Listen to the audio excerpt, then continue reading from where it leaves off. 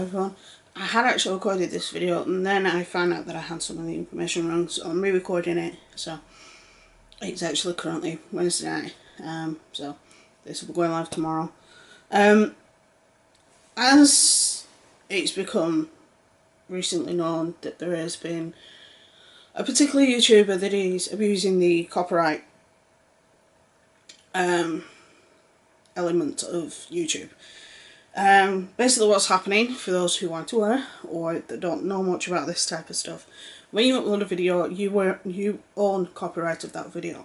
If somebody else uses that video, then you can copyright them, providing it doesn't meet fair use terms. Now, the issue behind fair use is one that's been going on for years. I'll link a H3 video that goes more into depth about this, because he's been fighting a case of this for years now, poor guy. But it happens to a lot of people where they put a video up analysing somebody else's video, and then the person that they're analysing, because they don't like the video, will claim copyright and will either do one of two things, which is they will claim the revenue off that video, or they will get the video taken down, because those are the two options that you get. Now, the person who's abusing this is Onision. I'm not defending anybody. The only person who in this that I would probably defend would be EagleCast and some of the other YouTubers on that don't make an obsessive level of videos on this guy. Not naming names. But the thing with this is the system behind the whole copyright claims is skewed. I originally thought it was one way, which was that it was an algorithm that compared videos together that had similar tags, and if there was an issue, then the first one that got uploaded would be the one that they would attribute the copyright to, but I was wrong. What happens is, say I do a video and I'm talking about Onision, and I use clips from one of his videos. If he sees my video, he can claim copyright on it, even though it meets fair use claims. Now, at this point, you would think that YouTube gets involved. No. If I then challenge his copyright claim, because it falls under fair use, it then goes back to him, and then it's to and forth between the two of you until that actually goes to court. Now, that's where the problem lies, because Onision knows these videos fall under fair use. They're not abusive, they're not harassing, they're not nasty in any way. But he's using the copyright claim wrongly, very much like FouseyTube did not long ago. Onision knows the rules. He's not dumb, he's not stupid. He's been stung before, and he knows that it does eventually come back to bite him in the ass, like it did with Fousey. And he's doing it now. He's done it with a hell of a lot of providers that do the same type of videos I do, which are social commentary videos. The only difference is, there's one thing I won't do, because I don't want things like this happening, which is, I will not take clips of somebody's video and put them into mine. I won't do that in any way, because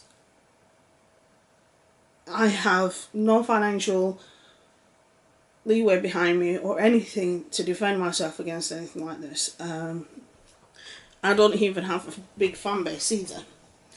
So, for me to get hit by multiple copyright claims when I'm not even making money on the channel already is a bit stupid. I do have 2 copyright claims which are on music, from my book trailers, which were going back a fair bit on that. Those are like my first couple of videos that I ever uploaded. But at the end of the day, Greg is abusing the fair use, whether in some cases you can understand why he's doing it, in others you can't. And it's a case of, he knows the rules, he knows that this is going to come back and bite him in the ass. He's not the only one that does this. I remember a couple of years ago when Shane had one of his parodies taken down by Sony on behalf of Taylor Swift. He was pissed. But what Taylor didn't know is that Shane had money behind him. She thought he was just some dumb YouTuber, not realising that he had multiples of millions of fans and he had multiples of millions in the bank, and had the money to bankroll a court case for fraudulent claim of copyright. So, because it's not under fair use. If something's under fair use, people are probably thinking, yeah, but what does fair use mean? Fair use means that you aren't just blatantly copying the video off one for one. It's not exactly the same. What it means is that you are taking clips or elements of the video and critiquing, criticising, commenting, or anything like that, adding any sort of commentary to it. So like the likes of Philip DeFranco, H3H3,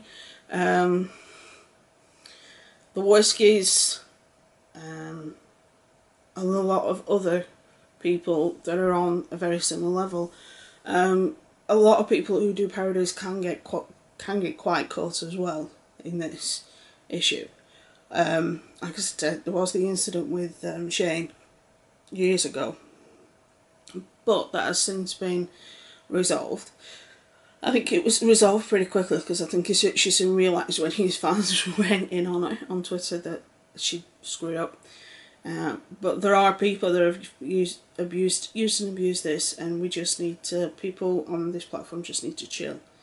Like I say, he's been doing it for years, but it's just recently he's just been on a big massive purge where he's got a lot of people, and the fact that the process is he claims it, then the person whose video it is then has to appeal it, and it goes back to him. He can then deny that appeal, which is,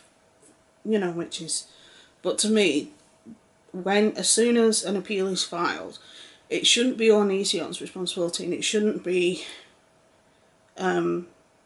the person who's, say in this case, EgoCast, their responsibility. It should be a different person entirely that has the background in copyright laws to be able to explain this and say, yes, it meets fair use, no, it doesn't meet fair use. Which is not the way YouTube are doing it. YouTube are expecting other creators to be fair, but they're not when you're talking about the likes of On Easy On. Like I said, there are times where I will give On Easy On a break, but in this instance I won't.